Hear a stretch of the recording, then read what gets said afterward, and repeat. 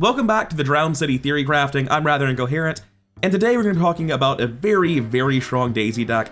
I don't think this level 0 deck really has a lot extra going on. This basically looks just like old level 0 Daisy with a random scroll of prophecies thrown in, which is, you know, not quite worth playing at 3 resources and an action to start using this ability. And this is the hint that we're going to spend our first 5 experience immediately on Library Pass. In fact, we have in the thick of it and we didn't spend it on anything because what you want to spend it on will change depending on scenario 1 outcomes. Let's head over to the actual final deck where there are 3 very massive things that you want. The first and most important out of all of them is just Library Pass. The ability to free action play your tomes is kind of crazy. Sure, you'll have to pay a resource to keep them in play, but with a lot of tomes you don't even want that. With Grim Memoir, you want to play it, investigate 3 times, and dump the last charge, who even cares? With Scroll of Prophecies, this has been unplayable for so long. Not unplayable, but like below par, not good enough to really justify running over its comparative options. But now, when you just lightning bolt it into play for free, and you spend 3 actions to draw 9, discard 3, not even necessarily on yourself. If your fighter missed their weapon, no they didn't, draw your whole deck, son. There's so many things Daisy can do with Library Pass before we get into the default thing, which is using Scroll of Secrets to loop the bottom card of your deck, you know, where Library Pass puts it when it's done. And, oh wait, is that Necronomicon on the bottom of our deck? That seems like a good thing to draw, considering we can play it as a free lightning bolt, dump all of its lightning bolt secrets, and then redraw it again next turn with Scroll of Secrets. And the reason I wanted to make this deck in general is straightforward. I wanted to make the character that is best with Library Pass 5. And to me, that seems to intuitively be Daisy. Daisy has the most unique interactions with it and probably the widest pool of tomes to pull from, but I really should make sure it's clear there's one caveat when I say Daisy Walker is the best with Library Pass. I'm not actually counting Amanda. Amanda's really the best with Library Pass, but it's because she's the best by such a large margin that if you want to use Library Pass Necronomicon in her, she'll draw it fast as anyone else, she'll use it as well as anyone else. She doesn't even need to use Scroll of Secrets to get it off the bottom of her deck because she can just pick up her whole deck every turn, right? Amanda would probably be at least identically good, if not massively better, than Daisy at Library Pass, but frankly, I find Amanda boring, so I'm not going to be talking about Amanda, beyond making it clear that she's also great with Library Pass, and Library Pass in general is great in anyone that can run it. One of the hypest things for me, though, was seeing that Scroll of Prophecies actually becomes an incredible team support card if you have Library Pass. You're no longer crippling your entire economy and spending an action to play this. Now it just allows you to make your teammates find their cards. It's incredibly valuable, and very few other people, possibly none, I don't know. Library Pass and Specialist cards result in this sort of thing all the time. Or like, I don't think anyone else gets Library Pass, Scroll of Secrets, and Seeker 5. I could be wrong. But that's just a very cool interaction for support Daisy that I love to bits, in addition to the standard power of Necronomicon Scroll of Secrets. And while Library Pass is the #1 thing you want once you have Library Pass, the #2 thing is probably Necronomicon, but it's not the only option. You also desperately want a Charisma and an Abigail Foreman for 7 experience, which is 1 less. And I would legitimately just buy whichever one I can afford. If it's like at 7 experience, I would not save it for Necronomicon. I would take the Abigail, because Abigail is incredible. First of all, she allows you to rob the library. You can take the thing attached to Library Pass off of it, then put it on to Abigail Foreman, and it won't get discarded at the end of rounds, and that's fantastic. Additionally, if you put the Grim Memoir on her, she's going to allow you to get double duty on secrets once a turn, get an additional investigate action once a turn, and down the line, once you upgrade the Raven Quill, with it being tied to Grim Memoir and having these abilities, you get +2 skill value on that clue action from Grim Memoir, but more importantly, if you investigate twice in 1 turn, the second time you can use Interwoven Ink to ready Abigail and use Abigail a second time. It's just massive amounts of tempo.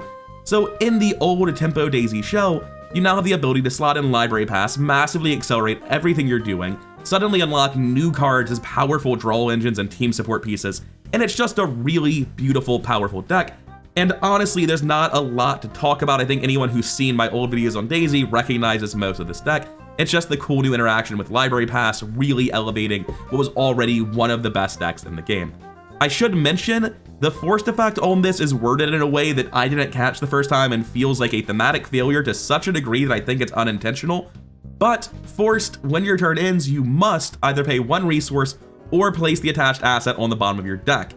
Thematically, that means you either pay the library to keep the book or you give them back the book. That's what's happening. But if you don't have a book, then you don't have an option here. You cannot do the second win, so you just pay one resource, implying that you only pay for your library pass if you're not currently borrowing a book. If you just borrowed a book, you can give them the book back instead of paying for it. It fails so tremendously thematically that it seems unintentional to me. This card's completely busted, so it's fine that it's draining your economy. And frankly, in this deck, your draw is so high that you will probably be triggering the forced effect to put it on the bottom of your deck every turn anyway. But it is a slight nerf compared to how I thought Library Pass worked. And since this video really is so brain dead simple, it's just old tempo Daisy, except the Library Pass plus Scroll of Prophecies makes her great team support and improves her tremendously, I do want to cover one more thing that I found, and that is Ascetic Daisy. See, Ascetic is a card a lot of people sort of roasted for being bad. It's basically only obviously good if you died, right? You die in scenario 6, you come back in scenario 7 within the thick of it plus Ascetic, you have 13 experience and you don't get any new experience, but you're gonna be much better in scenario 7, minorly better in scenario 8, and it's gonna be worth taking Ascetic. So that's the idea behind the card. Fun fact, that 13 experience total from in the thick of it being added, that is the exact amount that Library Pass level 5 plus Necronomicon level 8 cost. Meaning that Ascetic Daisy is probably the best clover in the game now if you just died. I personally don't think I'd ever just go into a campaign and bring this to scenario 1. I love upgrading decks, it's part of the thing that's fun in Arkham. And Daisy is so strong in the opening scenarios that you really don't need Ascetic to steamroll them. However, if you brought this to scenario 1, just never gained experience and played this deck the entire time, you never got Abigail Foreman, never got Charisma, never got a Ravenquill, this deck would probably steamroll the entire campaign. Yes, of course, it'll fall off a little bit by scenario 7 and 8. I think it's still more than strong enough to easily deal with any scenario 7 and 8 by abusing the Necronomicon Library Pass loop, and it will absolutely roll the first two scenarios like nothing short of untabooed Mandy Thompson. I think that's the only clover in the game that's going to keep pace with this in scenario 1 and 2. Something I just caught during editing that should be included in the list is the Great Work isn't included in the deck. It's just a new permanent experience card I forgot about. As someone who uses Karen's Obol all the time, I will be taking Great Work all the time. There are players who hate this card and will never play it, but me not including this card is just me being forgetful. It's not me saying anything bad about the card. I think it's a great card, and I am not one of the people who will be ignoring this unless my table introduces a house rule banning permanent experience cards, which might actually happen, but that's neither here nor there. Just a notable absence from the video I feel I should have mentioned.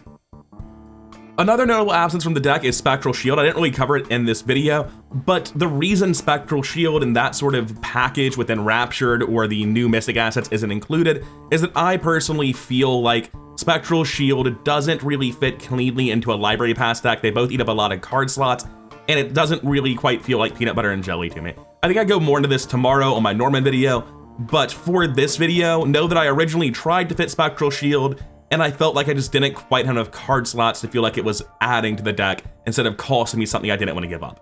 Anyway, that's a very short video, but I don't feel the need to pad this one out any further. I just wanted to be hyped about Ascetic and Daisy. I wanted to be hyped about Scroll of Prophecy with Library Pass. Deck hasn't changed that much, but it's got very, very cool new tools, and I'm looking forward to playing it someday. Anyways, that'll be all for now. If you made it this far, then thank you for your time. If you could hit the buttons for the algorithm on your way out, I'd greatly appreciate it. And I cannot overstate my gratitude for the people who support this channel financially, both on Patreon as patrons and here on YouTube as channel members. I'll see all of you in the next one.